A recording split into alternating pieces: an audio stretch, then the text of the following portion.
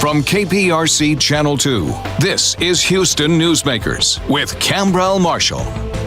And welcome to this Houston Newsmakers Extra. We've been talking with Sue Lovell, former council member, now running for the position of mayor in the city of Houston. Thank you so much for sharing this time with us. We were talking, and I left off with talking about Prop B, which obviously was a big issue for the Houston voters. And you indicated this is not the way that it was handled was not the way you would have handled. How would you have done that differently?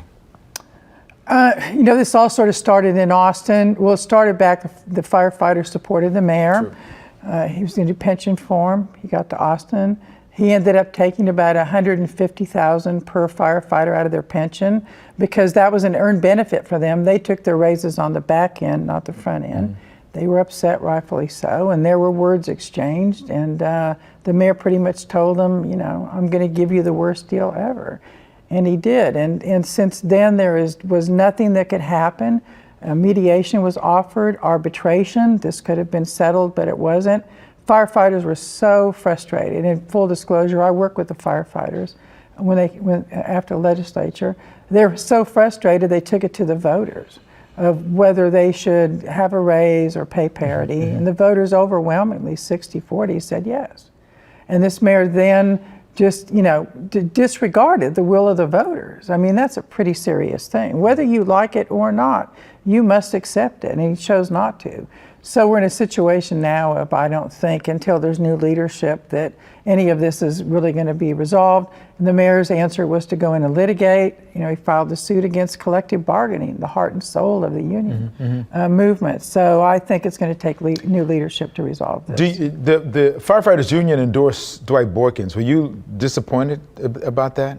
No, actually, that was the right thing to do. Dwight on city council, and I've sat on city council, to stand up and go against a sitting mayor and stand up for the firefighters is a pretty gutsy thing to do. Can assure you somewhere Boykins lost some project or something for his district because of his stance. And it was the right thing to do, and they should stand with him. He stood with them on council.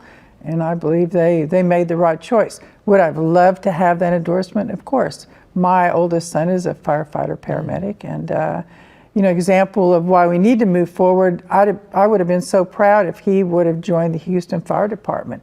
Pearland Fire Department came and gave him a much better offer. And he came to me and I said, you have to do what's right for your family and your family.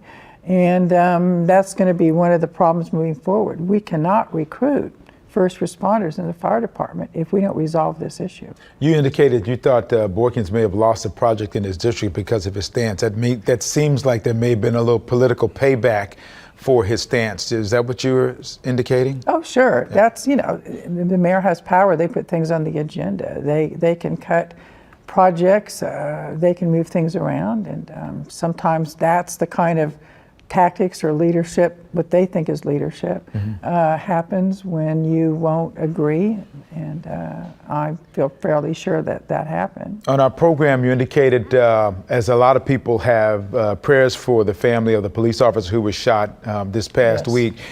But the crime in some areas of the city seems to be not going well. What kind of thoughts do you have about ways that can be handled that maybe it's not being handled now? Well, first, that area over there, I've been watching this for a long time, and it seems, and I think it's been said, there is a gang war going on.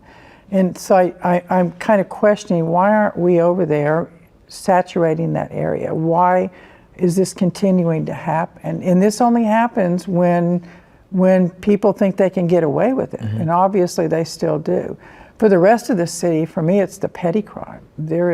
I go out to forums and say, raise your hand if your car's been broken into, or raise your hand if you've had a burglary. Raise your hand if an officer showed up, and not many hands go up. That's simply the officers are shorthanded. This mayor has taken civilians out of the police department, and we've replaced them with officers that could be on the street. But we need more officers on the street, and I'm a big fan of neighborhood policing, where you see same police officers on their shifts in your neighborhood, driving through, you get to know them, they know you. It's about being proactive and having information to know you can stop something rather than being reactive. Can you do this without changing the budget? I mean, how are you going to adjust? Is any tax increases to do all of this? And you made a point in our program on the Newsmakers show that you alluded to a budget crisis that might have been manufactured. How so? So from the Parker administration to now, we're taking in about $500 million more dollars. I think it's even more than that. It's a large amount, and yet we're in a deficit. So that tells you we have a spending problem. We have places in the budget that the funds could be cut and things could be done more effectively and efficiently. For instance, in solid waste, the recycling, they redid the recycling program, of which, China bought all the recycling bulk. That's why it was profitable. They're not buying anymore. So where is the recyclables going? So instead of figuring out how we could manage that crisis, the solution was build a state-of-the-art new recycling center. But those recyclables aren't going anywhere. They're more than likely going to the landfill. Here's the problem. You need transfer stations from your neighborhoods so they can go back, the trucks can go back into the neighborhood.